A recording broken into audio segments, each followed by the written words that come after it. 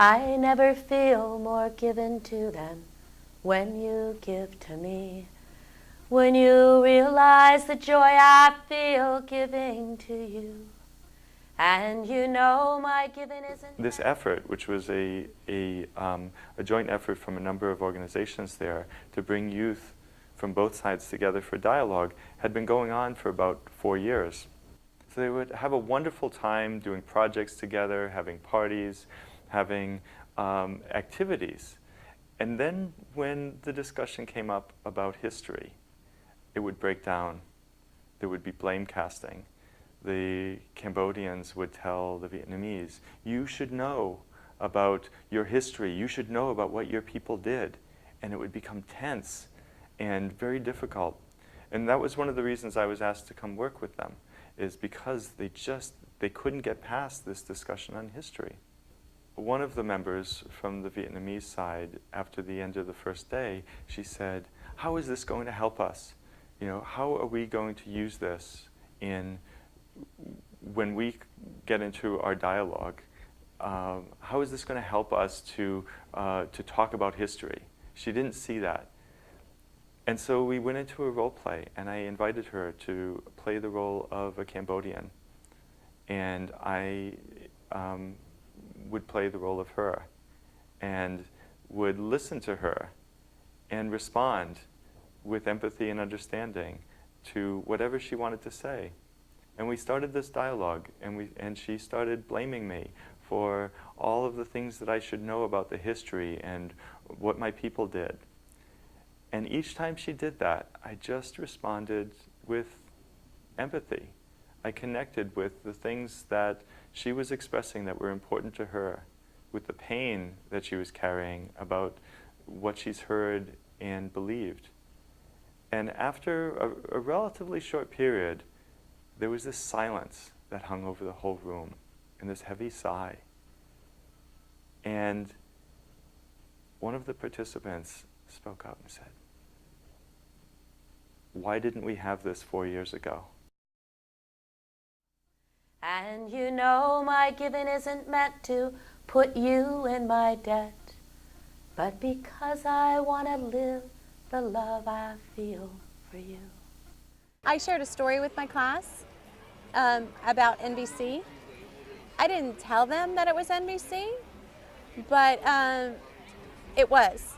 And the reaction from them was pure, like, I had their attention, you know, for longer than 2 seconds.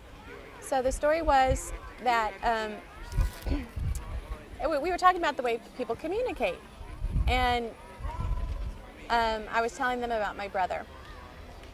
And my older brother, Mark, has always talked very loudly. Like, ever since we were little growing up, he would always talk very loudly. And I didn't understand why. And I would pull back and I would request that he would lower his voice. And when I started doing NVC, I was talking to him on the phone, and he was talking really loudly again. And for a minute, I stopped, and I thought to myself, what need of his is being met by speaking so loudly? And it hit me. And so I thought, I'm going to check with him. So we're on the phone, and he's telling me the story, and he's talking really loud. And so I said, Mark, I'm just wondering, do you feel like maybe people don't really listen to you or hear what you have to say? And he stopped on the phone, complete silence. And I want to say for about 30 seconds. And then he said, yeah, I kinda do. And at that moment, we had this connection around that we had never had before. And I was sharing this with my students because they like to talk loud, you know? So I wanted them, through telling this story, I wanted to communicate to them that people do things for certain reasons, and we might not always know what those reasons are. But if we stop to take the time and reflect on them, we'll have greater understanding. I have it that she's a very confrontational young lady. And so when I was telling her this story about my brother, I noticed that she had stopped what she was doing, which is rare, and she looked at me and she said, "Did that really happen?" And I said, "Yes, it really happened." And she just had this look of amazement in her eyes, which I was so appreciating because I so seldom have that kind of interaction with her. So I said, "Yes, it really happened." And she said, "Wow, you changed his life." And in that moment I said to her, "Yeah, I guess I kind of did."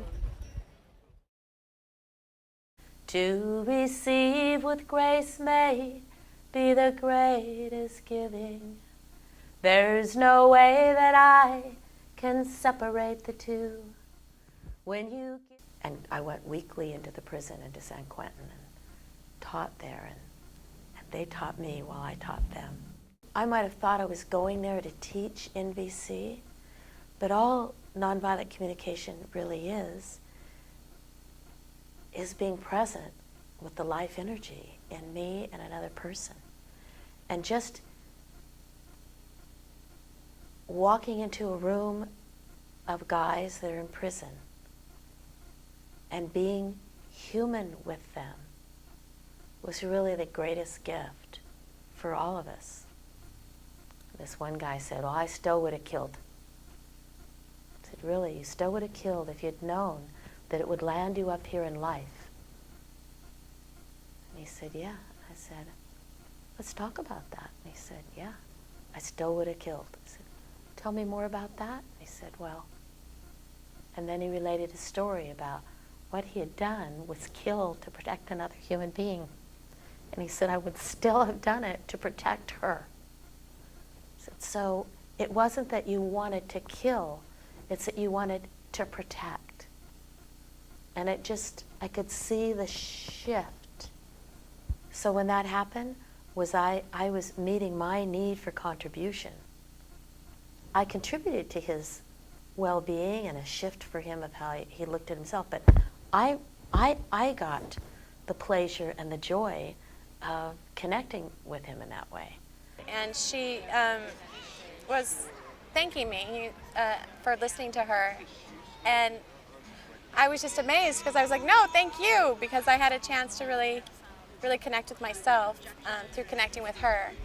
And I just realized what a wonderful gift NVC is.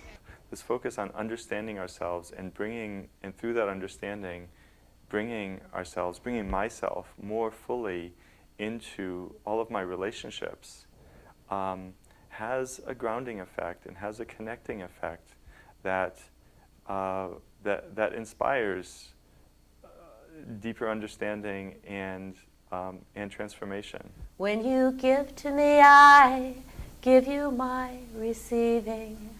And when you take from me, I feel so given to.